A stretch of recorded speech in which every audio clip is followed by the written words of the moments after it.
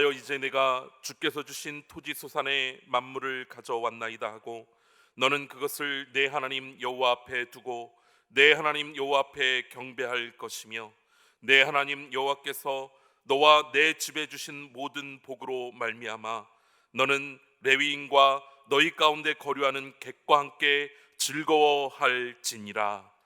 주 우리 하나님, 감사와 찬송과 영광을 올려드립니다. 풍성한 오곡백가가 무르익는 결실의 계절에 저희들을 예배의 자리로 불러주시고 영적 결실도 맺게 하여 주신 것에 감사를 드립니다. 이 좋은 날 우리의 감사와 찬양이 하나님 앞에 상달되기를 원합니다.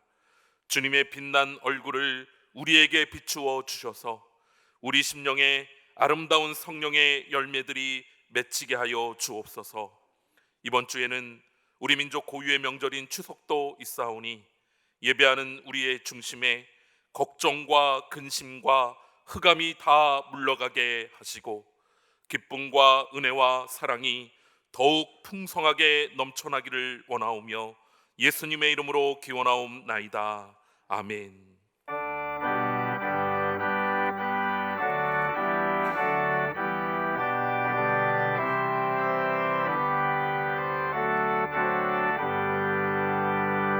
주 예수 이름 높이여 다 찬양하여라. 금면류관을 들여서 만유의 주 찬양. 금면류관을 들여서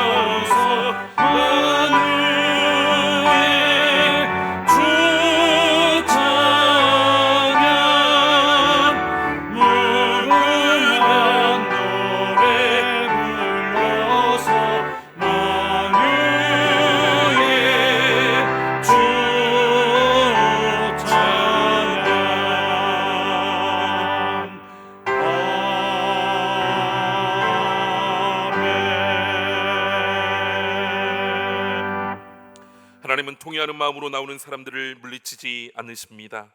이제 우리 모두 함께 진정으로 우리들이 저지른 죄를 뉘우치고 고백합시다. 사랑의 하나님, 한 주간 세상에서 살면서 더러워진 우리의 몸과 마음을 주님께 내어놓으며 용서를 구합니다. 주일에는 하나님의 자녀로 행동했지만 평일에는 믿음 없는 세속의 사람으로 살았습니다. 기도하며 하나님을 의지해야 할 순간에 당황하며 걱정하였고 하나님께 감사해야 할 때에 교만하며 자랑했습니다. 주님께서 주신 소중한 물질과 건강과 지혜와 능력을 하나님의 뜻을 이루는 데 사용하지 않고 오직 내 욕심과 정력을 채우는 데만 사용했습니다. 이처럼 저희들의 행동에는 성도로서의 구별된 모습이 보이지 않았사오니 주여 이 모든 허물을 용서하여 주옵소서. 예수님의 이름으로 이 고백의 기도를 드립니다. 아멘.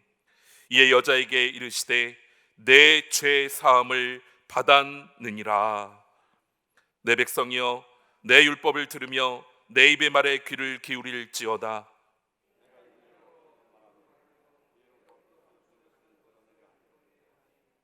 이는 우리가 들어서 아는 바요 우리의 조상들이 우리에게 전한 바라.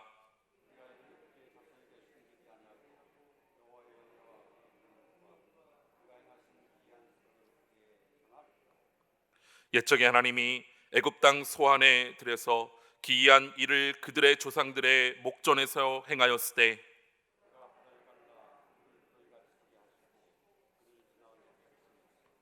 낮에는 구름으로 밤에는 불빛으로 인도하셨으며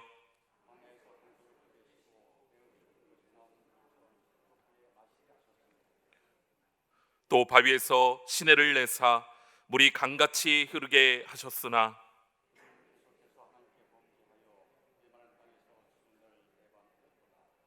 아멘.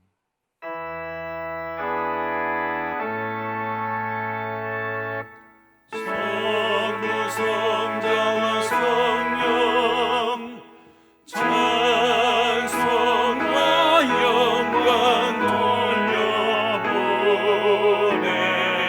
돌려보내세.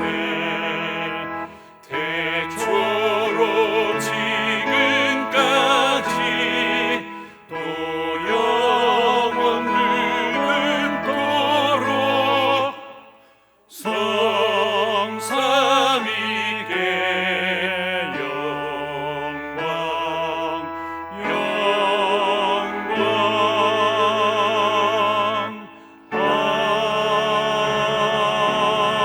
아멘.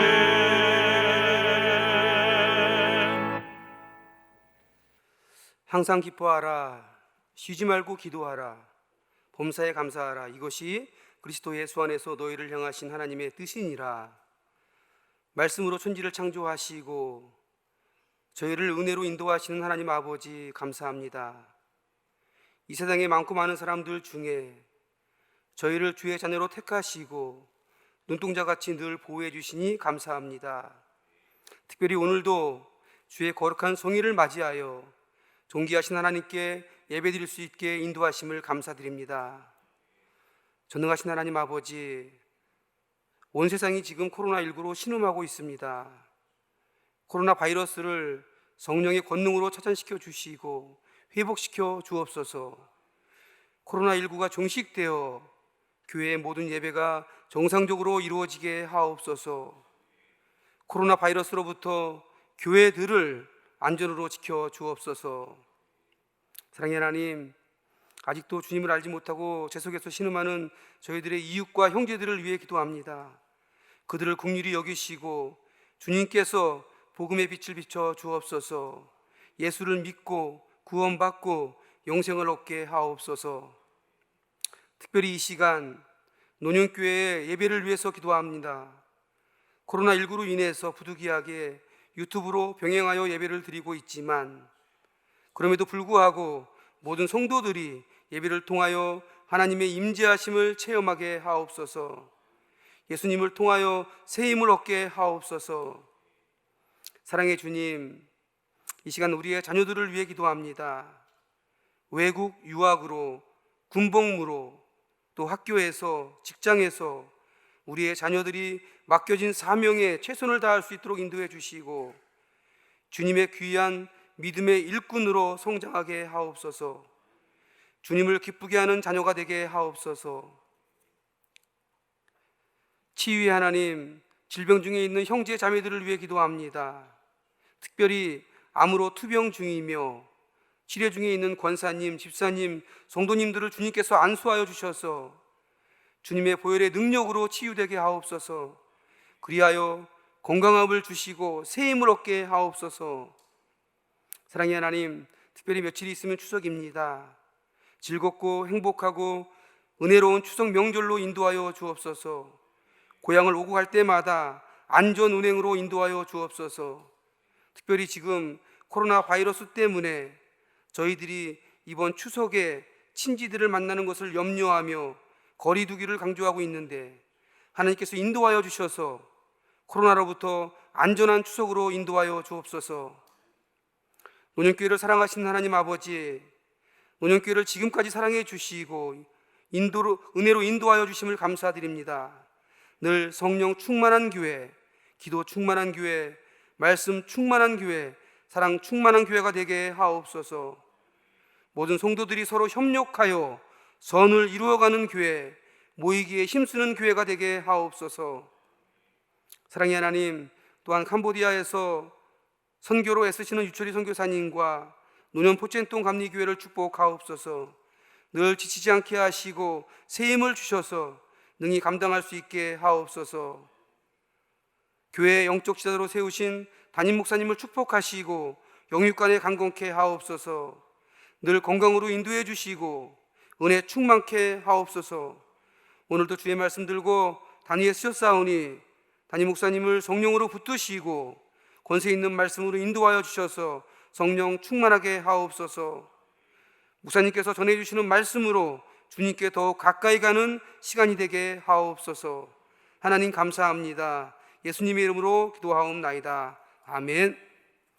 하늘에 계신 우리 아버지여, 이름이 거룩히 여김을 받으시오며 나라가 임하시오며 뜻이 하늘에서 이루어진 것 같이 땅에서도 이루어지이다. 오늘 우리에게 일용한 양식을 주시옵고 우리가 우리에게 죄 지은 자를 사하여 준 것 같이 우리 죄를 사하여 주시옵고 우리를 시험에 들게 하지 마시옵고 다만 악에서 구하시옵소서. 나라와 권세와 영광이 아버지께 영원히 있사옵나이다. 아멘.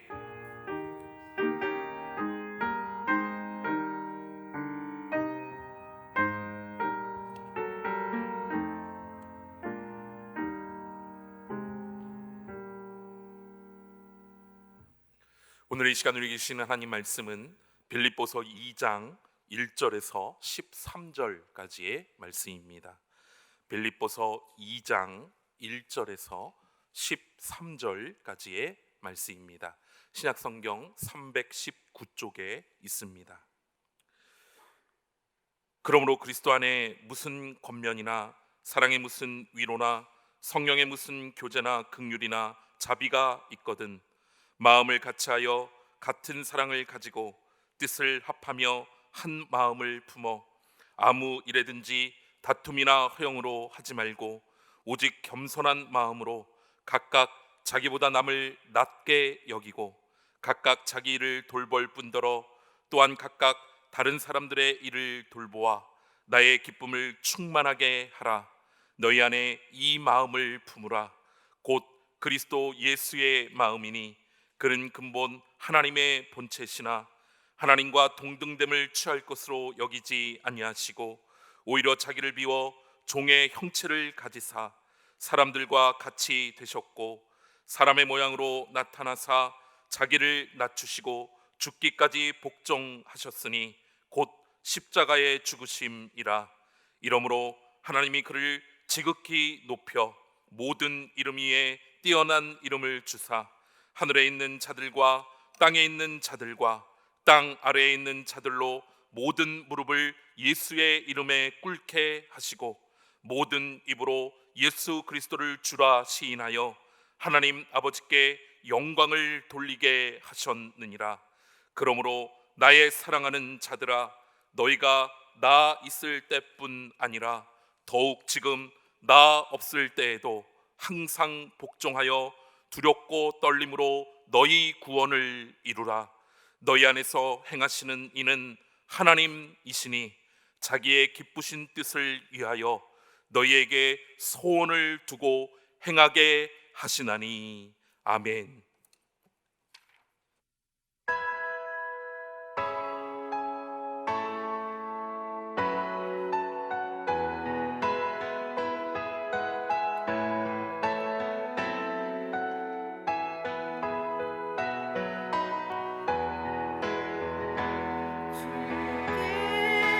두 손 모아 비나니 그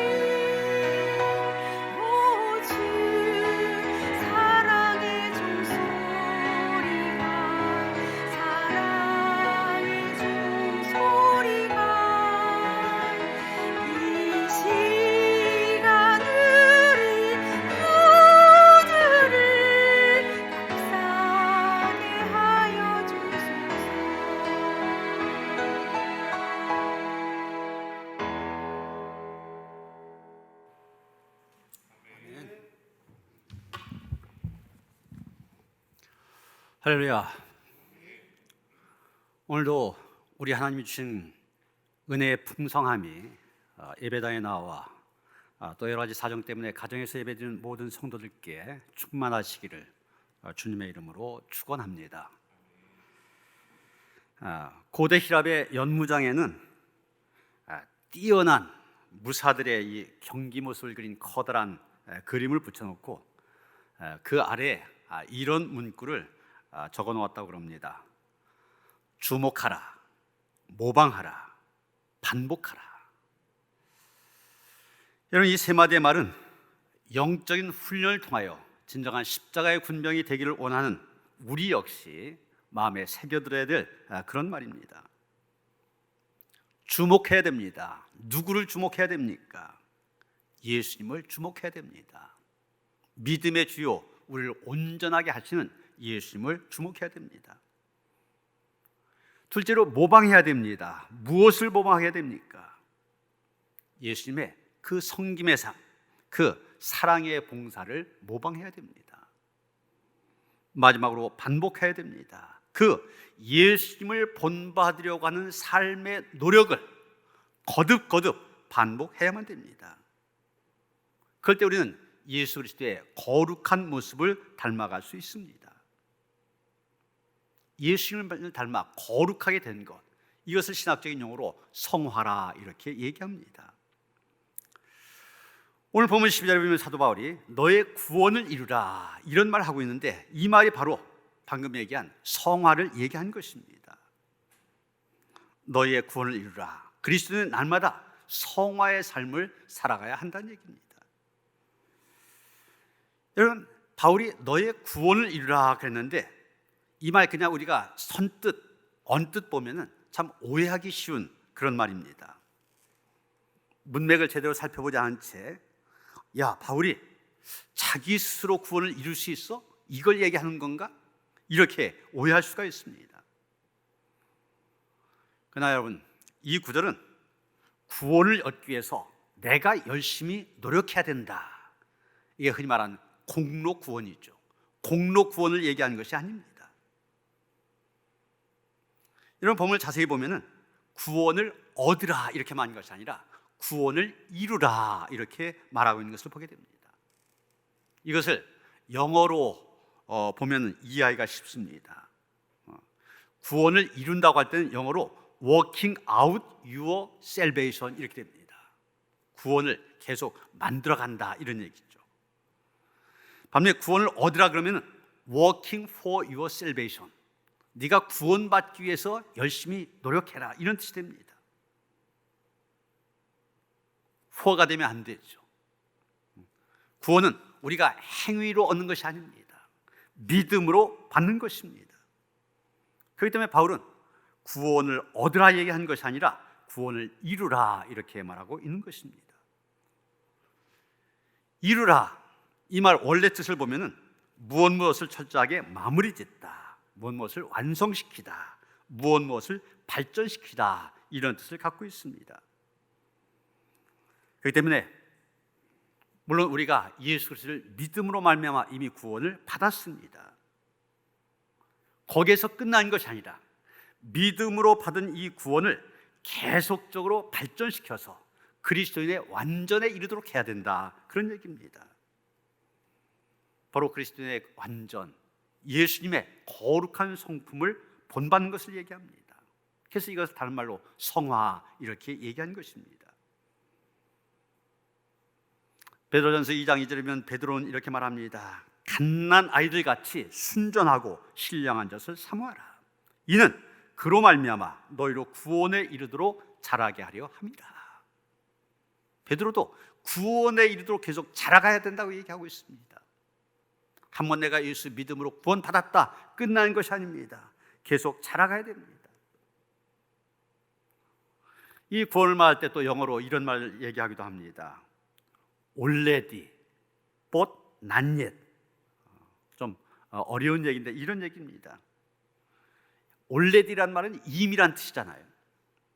예수 믿는 사람들은 이미 사망에서 생명으로 옮겨져서 하나님의 자녀가 되었다.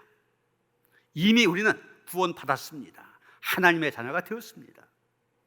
그러나 난예트, 아직은 아니라고 하는 것이죠. 우리가 구원 받았지만 최종적인 구원은 아직 완성된 것이 아니라고 하는 것입니다. 그래서 그 최종적인 완성을 위해서 계속 달려간 것, 이것을 가리켜서 성화라 얘기하는 것입니다. 이 성화는 단순히 도덕적인 성화만 얘기하는 것이 아닙니다. 인격의 성화, 관계의 성화, 말의 성화, 성품의 성화, 사역의 성화, 우리가 죽을 때까지, 죽음에 이르기까지 예수님을 닮아간 것, 이것이 바로 성화입니다. 그런데 바울은 이 구원을 이루기 위해서는, 이 성화의 과정을 가기 위해서는 두렵고 떨림으로 하라, 이렇게 말하고 있습니다. 두렵고 떨림으로 너희 구원을 이루라 그랬지 않습니까? 여기 두렵고라는 말 원어로 포부, 이런 말입니다. 공포심, 놀람, 존경, 경외, 이런 것을 의미한 말인데, 누군가의 앞에서 두려워하며 혹은 경외한 마음으로 서 있는 것을 얘기하는 것입니다. 특히 하나님 앞에 서 있는 사람의 마음을 묘사할 때 이 말을 쓰고 있습니다. 여러분, 우리가 전능하신 하나님, 모든 것을 다 아시는 하나님 앞에 서 있다. 얼마나 두렵습니까? 또 하나님이 역사하신 모습들 볼 때 우리 안에 두려움의 마음이 생기죠. 그 두려움을 얘기하는 것입니다. 그다음에 떨림이라는 말이 나오는데, 이 말은 두려움에서 비롯된 떨림 혹은 전율을 가리키는 것입니다. 그래서 하나님 앞에 서 있는 인간의 모습을 가리킬 때 쓰는 그런 표현입니다. 이런 성화의 구원이라고 하는 것은 날마다 하나님 앞에 사는 백성으로서 하나님을 경외한 마음으로, 하나님을 두렵고 떨리는 마음으로 생각하며 살아갈 때 성화를 이룰 수 있음을 얘기하고 있는 것입니다. 이것을 전문적인 용어로 신전의식, 그렇게 얘기합니다. 우리가 라틴어로는 코람데오 이렇게 얘기하는데, 신전의식, 하나님 앞에서 난 지금 하나님 앞에 있다, 이런 의식을 갖고 살아가라는 얘기입니다. 이런 자신이나 타인이나 어떤 물건이나 어떤 사건을 보고 두려웠던 것이 아닙니다. 12절 상반절 보면 너희가 나 있을 때뿐 아니라 더욱 지금 나 없을 때에도, 이렇게 말하고 있는데, 바울이 있을 때나 바울이 없을 때나 나는 하나님 앞에 서 있다, 이런 생각을 갖고 살아가라는 얘기입니다. 보는 사람이 있든 보는 사람이 없든 내가 하나님 앞에 있다, 이 신전의식을 갖고 살아갈 때 우리는 성화의 과정을 갈 수가 있습니다. 먼저 신전의식을 갖게 되면 우리는 우리 속에 깊이 뿌리 박고 있는 우리 안에 있는 죄성을 발견하게 됩니다. 이런 무지하신 하나님, 전능하신 하나님, 그 하나님 앞에서 자신을 바라볼 때 죄로 가득 찬 나의 모습 보게 되지 않습니까? 또 우리가 눈을 잡고 다른 사람을 바라보게 될 때, 다른 사람과 비교하게 되면 거기에서 우월의식 또는 열등의식이 생기게 됩니다. 난 저 사람보다 더 능력이 있어, 난 저 사람보다 못났어, 이런 의식을 갖게 됩니다. 그런데 우리가 하나님 앞에서 의식을 갖게 되면 그 하나님 앞에서 자기의 무능력을 깨닫게 됩니다. 능력의 하나님 앞에 우리가 얼마나 보잘것없는 존재인가, 연약한 존재인가 깨닫게 됩니다. 그래서 이 신전의식을 갖게 되면 하나님 앞에서 나의 죄성, 나의 연약함 고백할 수밖에 없습니다. 그럼 어떻게 됩니까? 더욱 하나님을 의지하게 되고 하나님의 은혜를 더욱 사모하게 된 것입니다. 그래서 이 신전의식을 갖고 살아갈 때, 난 하나님 앞에 있다, 이런 의식을 갖고 살아갈 때 우리는 더 모든 부분에 있어서 성숙해지고 성화가 되어질 수 있는 것입니다. 그럼 말의 성화라는 것도 그렇습니다. 참 하는 말마다 사람들에게 좀 이렇게 상처를 주는 그런 사람들이 있죠. 좀 지저분하다 이런 표현을 쓰기도 하는데, 할 때마다 그런 사람들이 있습니다. 그런 사람이 내가 지금 하나님 앞에 있다, 어떻게 생각이 됩니까? 말 함부로 못합니다. 입이 깨끗해집니다. 말의 성화가 이루어진 것입니다. 또 우리가 어떤 일 앞에서 쉽게 난 할 수 없어 이런 생각을 하게 됩니다. 내가 이렇게 능력도 없고 연약한 존재인데 어떻게 저것을 할 수 있어? 그러나 내가 하나님 앞에 있다 할 수 있으면 자신감이 생깁니다. 할 수 있다는 생각이 듭니다. 담대해진 것입니다. 여러분, 홍해 앞에 모세가 그랬지 않습니까? 자기 혼자 있을 때는 두려웠습니다. 떨렸습니다. 그러나 하나님이 함께 하신다. 이 지팡이 하나님이 함께 하시는 상징이다. 그 지팡이로 바닷물을 쳤을 때 홍해를 가를 수가 있었습니다. 여리고성 앞에 여호수아도 마찬가지입니다. 저 견고한 여리고성을 어떻게 무너뜨릴 수가 있어? 그러나 하나님이 함께 하신다. 내가 하나님 앞에 있다. 그렇게 믿고 말씀에 순종하였더니 저 견고한 여리고성 무너뜨릴 수가 있었습니다. 이것을 가리켜서 사역의 성화라 이렇게 얘기합니다. 시편 139편 1절 이하에 보면 시편 기자 이렇게 고백합니다. 여호와여, 주께서 나를 살펴보셨으므로 나를 아시나이다. 주께서 내가 앉고 일어섬을 아시고 멀리서도 나의 생각을 밝히 아시오며 나의 모든 길과 내가 눕는 것을 살펴보셨으므로 나의 모든 행위를 익히 아시오니 여호와여, 내 혀의 말을 알지 못하시는 것이 하나도 없으시니이다. 여러분, 신전의식, 내가 하나님 앞에 있다, 하나님께서 나의 모든 것을 보고 계시다, 이런 의식을 갖고 있는 시편 기자의 고백입니다. 우리도 이런 의식을 갖고, 신전의식, 코람데오의 의식을 갖고 말하고 행동할 때 예수님을 닮아간 성화가 이루어지게 된 것입니다. 그러면 여러분, 우리가 두렵고 떨림으로 구원을 이루기 위해서는, 이 성화의 과정을 계속 이어가기 위해서는 우리에게 어떤 삶의 모습이 있어야 됩니까? 첫째로 바울은 다투지 말고 겸손한 마음으로 살아야 된다고 얘기하고 있습니다. 3절입니다. 아무 일에든지 다툼이나 허영으로 하지 말고 오직 겸손한 마음으로 각각 자기보다 남을 낮게 여기고. 이 말씀은 바울은 하지 말아야 될 것 2가지를 얘기하고 있고 하라는 것, 해야 될 것 1가지를 얘기하고 있습니다.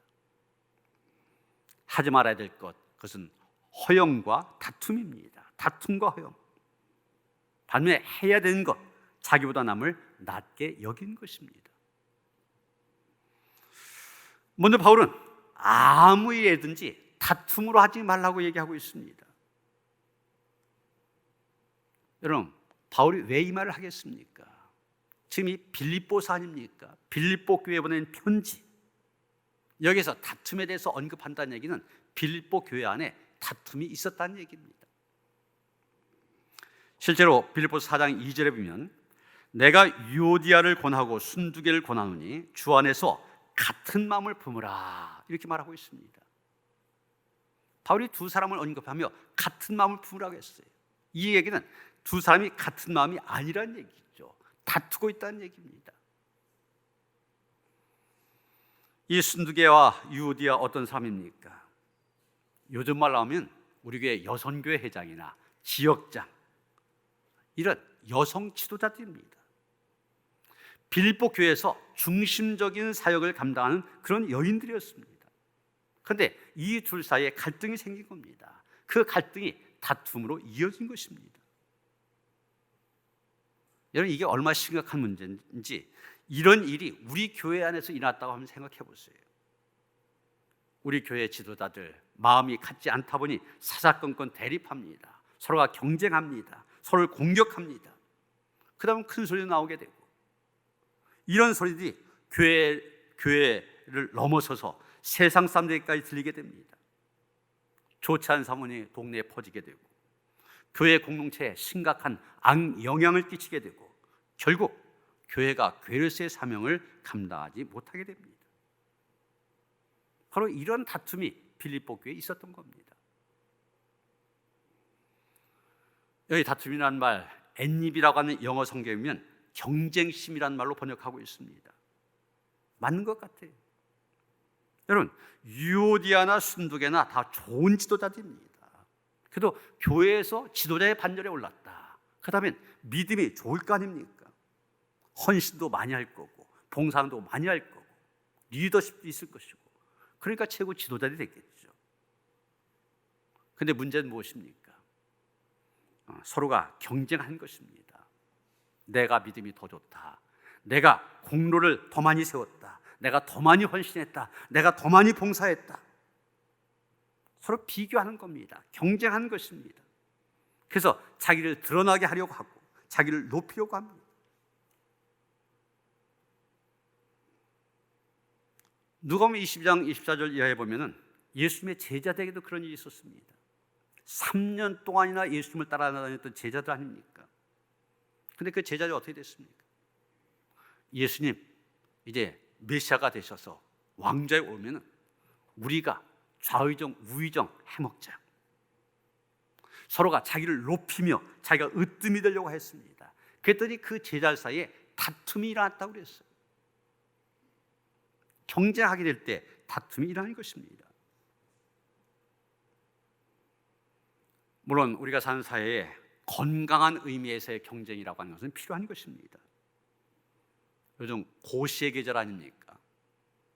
경찰 공무원 시험, 일반 공무원 시험 이제 이미 치렀고, 교사 임용고시, 대학 수능고사 계속 이어집니다. 경쟁을 해야만 합격할 수가 있습니다. 그래서 자기가 원하는 일을 이룰 수가 있습니다. 그래서 열심히 노력을 합니다. 열심히 경쟁하는 가운데 자기 자신이 발전하게 되는 것이죠. 건장 의미에서의 경쟁입니다.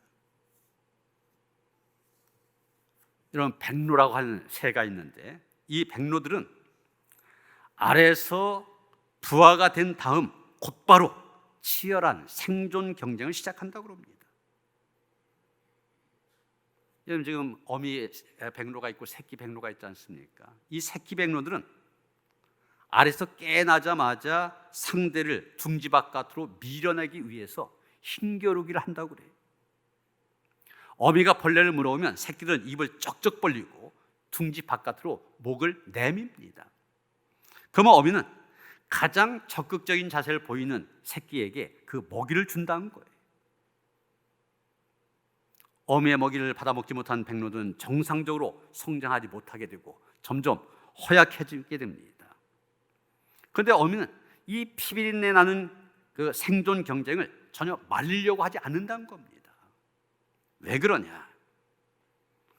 이 둥지에서부터 생존 경쟁을 통해서 새끼들을 강하게 훈련시키는 겁니다.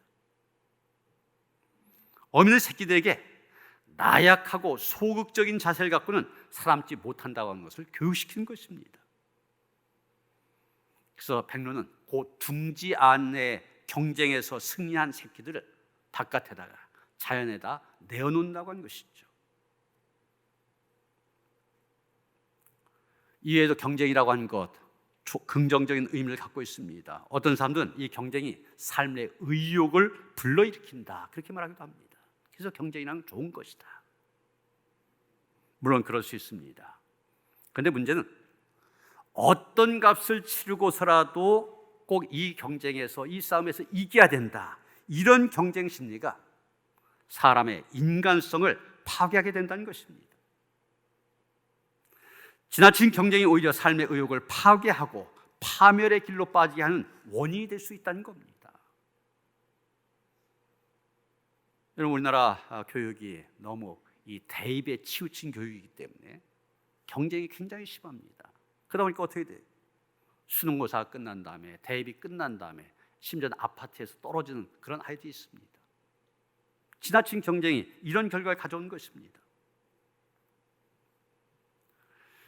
특히 교회라고 하는 공동체 안에서의 지나친 경쟁이 좋지 않습니다. 경쟁이 지나치다 보면 상대방 미워하게 됩니다. 주위에 경쟁하는 상대가 있으면 심심이 고달파집니다. 그런 사람에게 신경 쓰다 보면 내가 정작 해야 될 일을 하지 못하게 됩니다. 그러기에 바울은 빌립보 교인들에게 권면한 겁니다. 아무 일이든지 다툼으로 하지 말아라. 지나치게 경쟁하지 말아라. 또 한 가지 하지 말아야 될 것은 허영이라고 한 것입니다. 바울은 아무 일이든지 허영으로 하지 말라고 했습니다. 허영, 말 그대로 헛된 영광 아닙니까? 헛된 영광. 서로 다투면서 자기를 높여보았자 그것은 헛된 영광을 얻는 것에 불과하다는 것입니다. 예수님 말씀하신 것처럼 우리는 먹든지 마시든지 무엇을 하든지 다 하나님의 영광을 위해서 해야만 됩니다. 바울의 고백처럼 내가 나된 것 하나님의 은혜이기 때문입니다. 아무래든지 허영으로 하지 말고 오직 하나님의 영광만을 힘써 구해야만 됩니다. 다툼과 허영, 이건 하지 말아야 될 것입니다. 그러면 해야 될 것은 무엇입니까? 3절 하반절입니다. 오직 겸손한 마음으로 각각 자기보다 남을 낮게 여기고. 아무 일이든지 다툼과 허영으로 하게 되면 교회 안에서 하나의 공동체를 이룰 수가 없습니다. 화합할 수가 없습니다. 하나가 되려면, 화합하려면 어떻게 되느냐? 겸손한 마음으로 각각 자기보다 남을 낮게 여겨야 한다는 것입니다. 겸손한 마음은 다툼과 허영의 반대입니다. 다툼과 허영은 자기를 높이려고 하는 것이죠. 그러나 겸손한 마음은 자기를 낮춥니다. 아무 일이든지 겸손한 마음을 가지면 각각 자기보다 남을 낮게 여기게 됩니다. 그럴 때 하나의 공동체를 이룰 수 있게 되는 것이고 화합한 공동체 될 수가 있게 된 것입니다.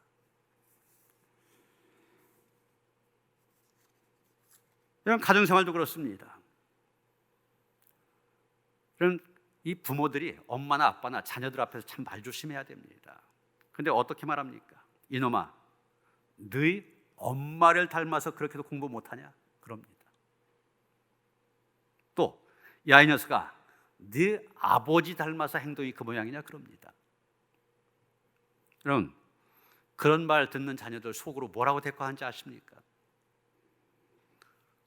자기들이 내게 나쁜 DNA, 나쁜 유전자를 물려주고 왜 나만 야단치시는 거야? 이럽니다.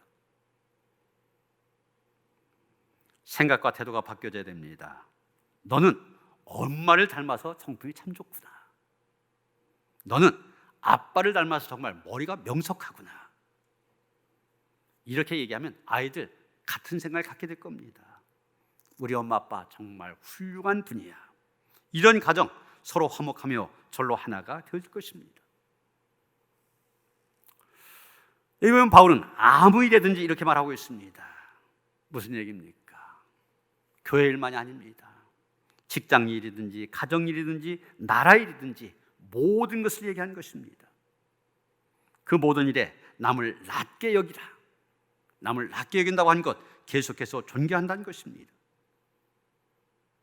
이웃의 사정이나 형편 그것 보고서 존경한다든지 아니면 무시한다든지 이래서는 안 된다는 겁니다.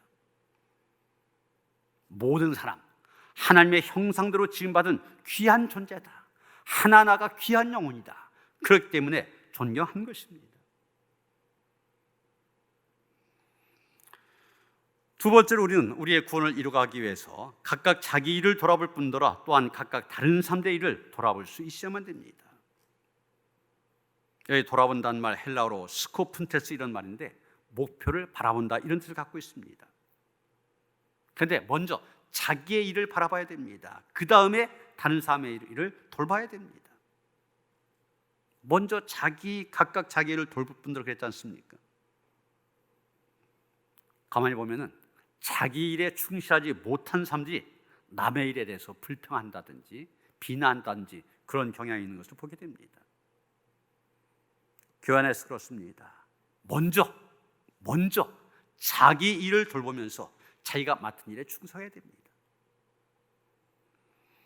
그러나 거기에 그쳐서 안 됩니다. 자기 일만 돌보면 안 됩니다. 자기 일만 돌보다면 자기 일이 제일인 줄 알고 또한 자기 일이 전부인 줄 알고 그 일을 다툼과 허영으로 하기가 쉽습니다. 이 교회 안에서 부서 이기주의라고 하는 거 이게 생긴 이유도 바로 자기 일만 돌보기 때문 아닙니까? 이 전통적으로 보면은 교회 안에서 쉽게 보이는 갈등, 요즘에 사역들이 많아졌지만 옛날에 보면은 이 교회학교 교사들과 찬양대원들 사이의 갈등이 가장 심했었습니다. 일꾼 제한되어 있습니다. 그런데 새신자 한 사람 들어왔다면 우리 여기 와야 돼, 저기 와야 돼, 서로가 데려가려고 합니다. 우리 일이, 우리가 하는 것, 이것이 중요하다. 그러다 보니 갈등이 생기는 것입니다. 그러나 여러분, 우리가 늘 생각해야 되는 것은 이 교회는 그리스도의 몸이라고 하는 생각입니다. 교회가 그리스도의 몸이다. 그러면 각 부서는 어떻게 됩니까? 그리스도의 몸의 지체가 됩니다. 지체는 역할은 다르지만 하나같이 중요합니다. 여러분, 눈이라든지 코라든지 입이라든지 하나만 없어도 안 되잖아요. 하나다가 다 귀중한 것입니다. 다 소중한 것입니다. 마찬가지로 교회가 하나님께서 뜻하신 귀한 일들을 이루어 가려면 자기의 일을 돌볼 뿐더러 자기 일에 충실할 뿐만이 아니라 또한 다른 사람들의 일도 돌봐야 됩니다. 이런 추석 명절 이제 가까웠는데, 추석 명절 되었다면 당연히 고향을 찾고 또 부모님을 찾았었지 않습니까? 그런데 지금 코로나19 때문에 될 수 있으면 고향 방문하는 것도, 부모님 찾아가는 것도 좀 자제하라 그럽니다. 그러다 보니까 어떤 시골에는 저런 현수막이 붙어있대. 불효자는 옵니다. 명절에 꼭 부모님 찾아뵙는 사람을 효자라고 그랬잖아요. 근데 오는 사람은 이제 효자가 아니라 불효자다. 그런 의미죠. 명절에 한번 좀 찾아뵙고 부모님 돌보고 이런 기회인데 그런 것도 어려워진 그런 시대입니다. 지난 월요일에 저희는 그 삼형제가 매년마다 이 벌초를 하는데, 지난 월요일에 시골에 가서 벌초를 했습니다. 벌초를 하고 나서 저희 작은 어머님이 90세가 넘으셔서 지금 요양원에 계신데 꼭 명절을 앞두고 찾아뵀었어요. 그런데 아들인데도 안 됩니다. 찾아뵐 수가 없어요. 우리 교인들도 마찬가지입니다. 명절 앞두고 꼭 요양원에 계신 분들 찾아뵀었는데 그게 안 돼요. 남을 돌아보는 일이, 다른 사람을 돌아보는 일이 힘든 그런 시대입니다. 그러나 그런 시대에도 우리는 더욱 교회가 해야 될 일, 오늘 말씀처럼 자기 일뿐만 아니라 다른 사람을 돌보는 일, 우리가 해야 될 일이다. 이것이 바로 그리스도를 닮아가는 일이고 예수님께서 원하신 일이다 생각을 갖고 힘써야만 되는 것입니다.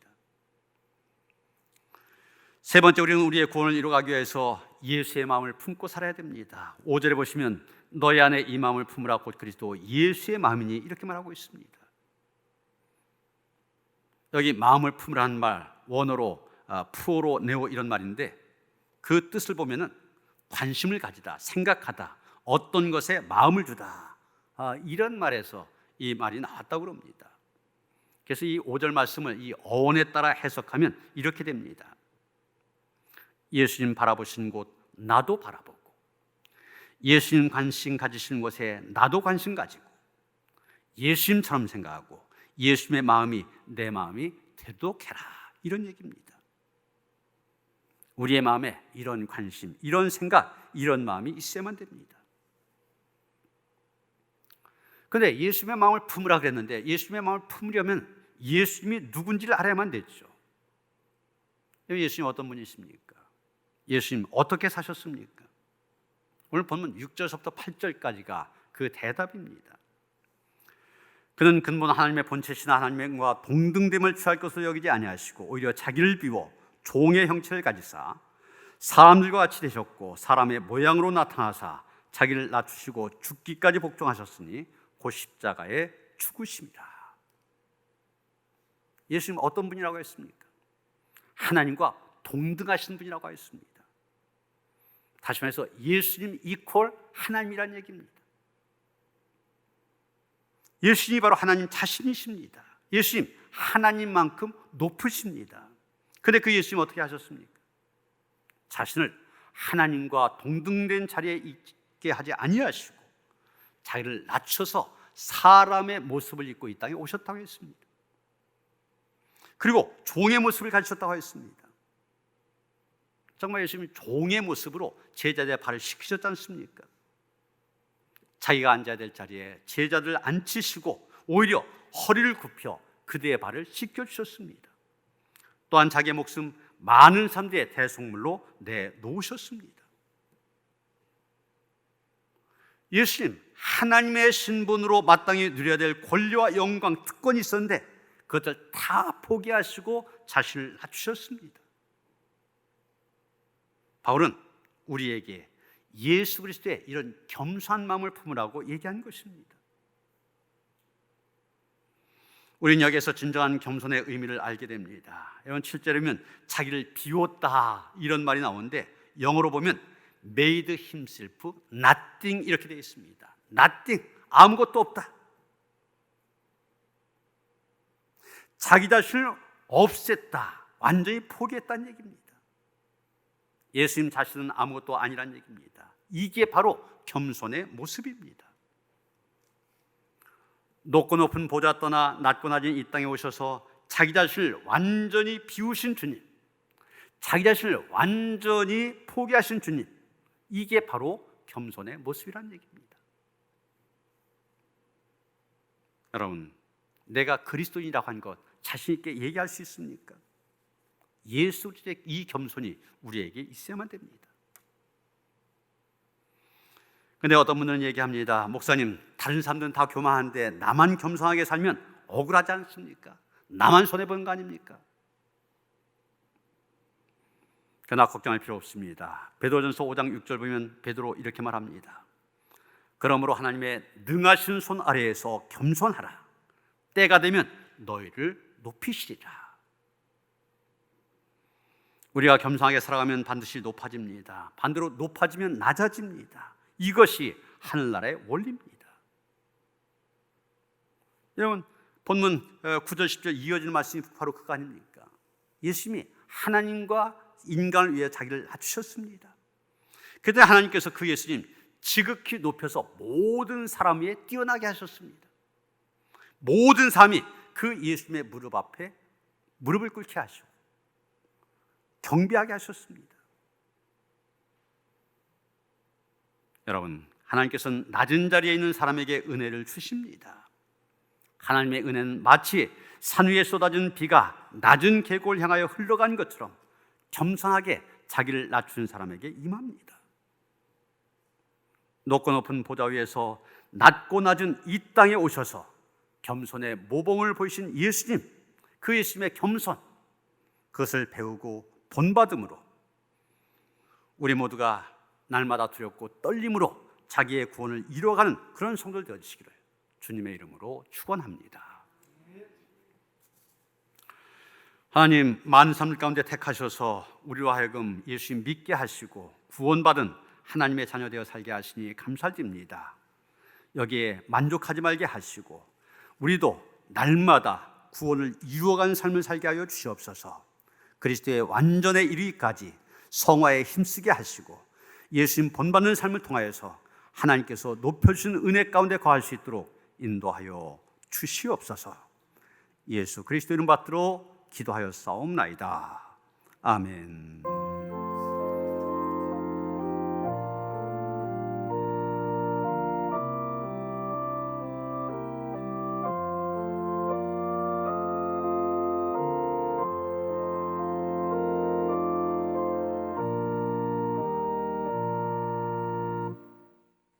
함께 찬송가 288장, 구찬송가 204장입니다. 찬송하시면서 하나님 앞에 봉헌하도록 하겠습니다.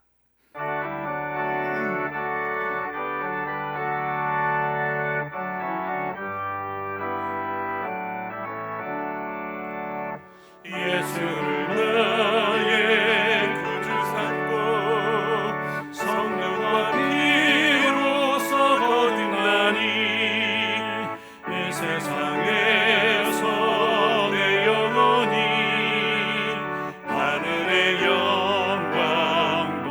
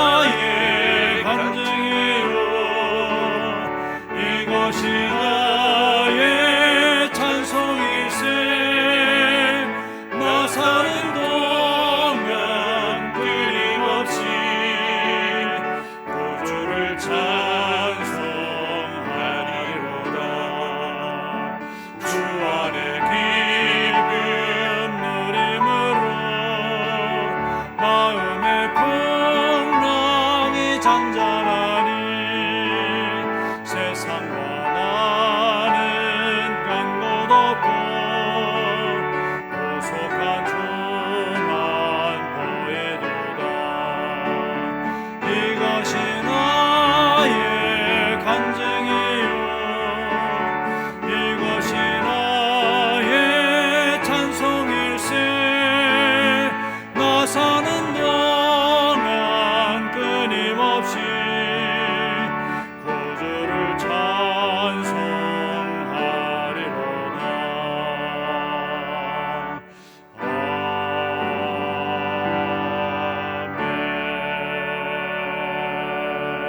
아멘. 이 결실의 계절 가을, 산과들의 과일과 곡식들이 열매 맺는 이 계절에 우리가 하나님 앞에 나와 우리에게 갖가지 성령의 열매를 주신 하나님께 감사하며 예배할 수 있게 하시니 감사를 드립니다. 우리의 마음을 다하고 정성을 다해 드린 예배를 기뻐 받아 주시옵소서.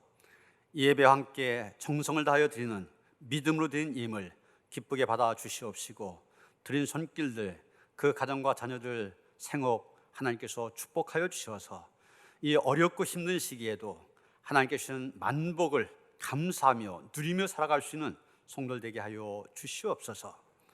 이번 주간 특별히 추석 명절이 있는 그런 계절입니다. 하나님, 우리에게 이런 풍성한 것을 주신 하나님께 감사하며 모두가 행복하고 즐겁게 이 코로나 위기라는 그런 어려운 상황 속에서도 지낼 수 있도록 함께 하시며 인도하여 주시옵소서. 이 가운데도 우리 모두를 보호하여 주셔서 하나님 조그만치라도 차질이 없게 하여 주시옵시고 하나님의 은혜 가운데 거할 수 있도록 도와주시옵소서. 우리 주 예수 그리스도 이름 받들어 간절히 축원하며 기도하옵나이다. 아멘.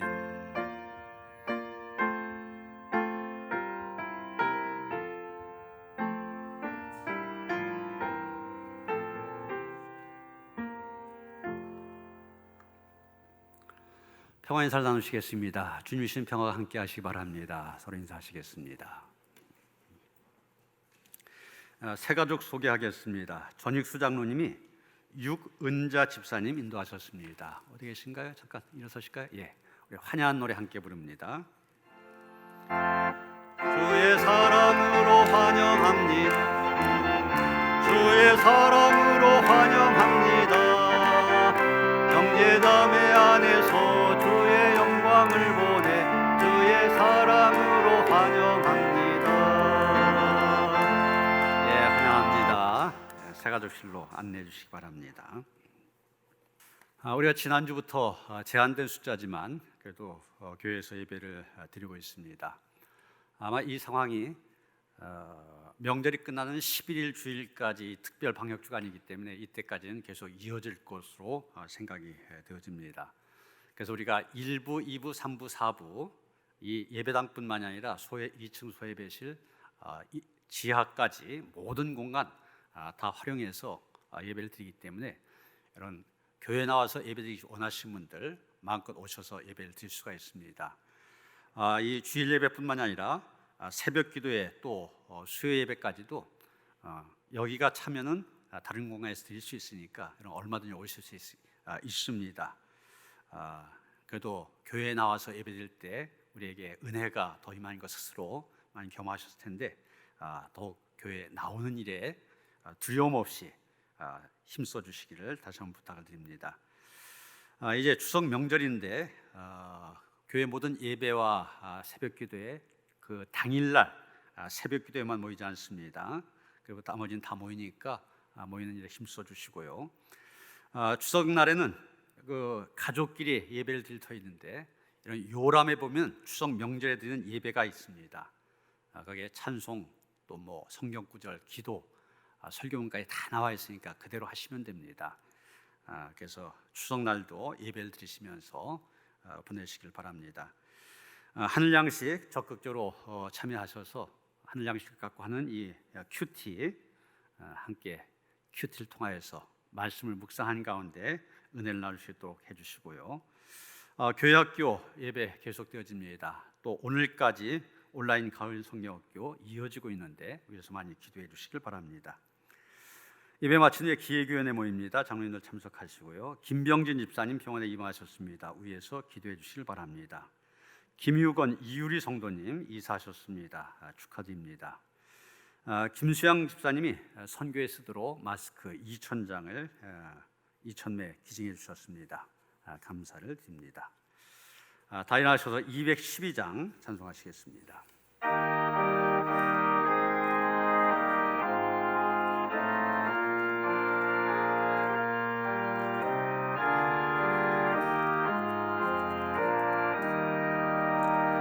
겸손히 주를 섬길 때 괴로운 일이 많으나 구주여 내게 힘주사 잘 감당하게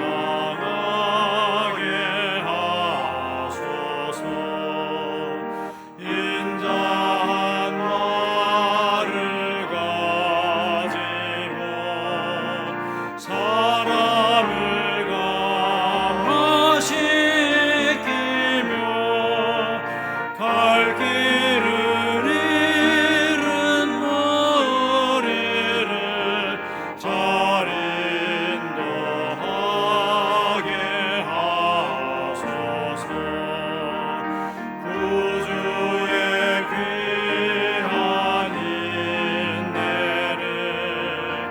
깨달아 알게 하시고 굳건한 믿음 주셔서 늘 승리하게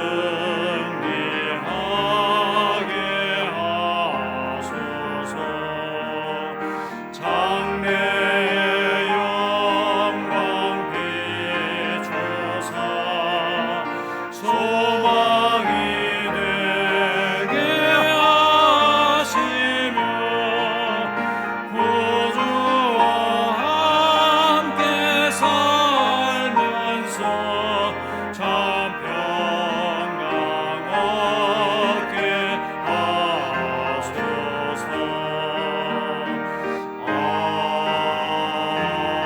아멘.